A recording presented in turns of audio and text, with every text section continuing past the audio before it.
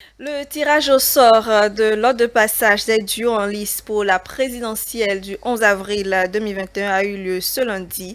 Passage donc dans les médias, c'était en présence des duos de candidats ou de leurs représentants à la haute autorité de l'audiovisuel et de la communication. Karine Adenini, Prudence Koussouran. Les duos candidats en lice pour la présidentielle d'avril 2021 sont désormais fixés sur le sort en ce qui concerne le ordre de passage dans les médias retenus pour la campagne médiatique.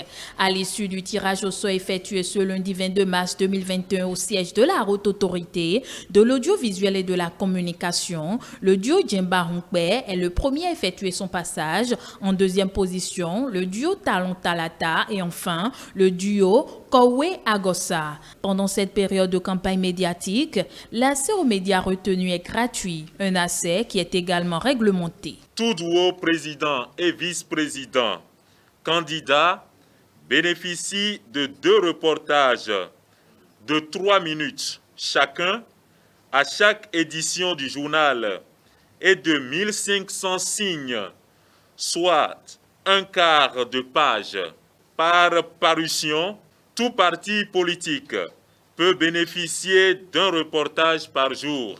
Les composantes de la société civile peuvent bénéficier chacune de 5 reportages au cours de la période de campagne. La campagne médiatique, c'est d'essayer de faire adhérer nos populations à notre projet de société. Et nous sommes sûrs que cette campagne médiatique tournera autour des projets de société. Occasion pour le président de l'ARAC, Rémi Prosper Moretti, de rappeler quelques articles du Code de l'information et de la communication en cette veille du démarrage de la campagne médiatique.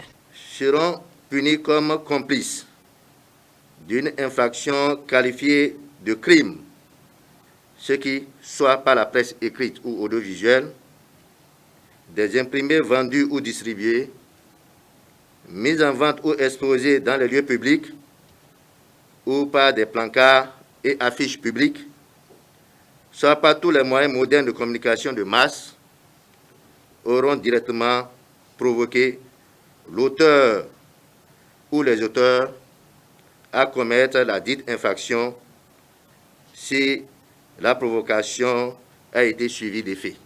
Toute provocation adressée par l'un des moyens énoncés à l'article 263 aux agents des forces de sécurité intérieure et de l'armée dans le but de les détourner de leurs devoirs militaires est punie d'un emprisonnement de 6 mois à 3 ans et d'une amende de 500 000 à 5 millions de francs CFA. À travers la signature d'une charte de bonne conduite, les duos candidats et leurs représentants venus à cette séance se sont engagés à respecter les tests en vigueur et à adopter les bons comportements pour que la campagne médiatique se déroule sans anicroche.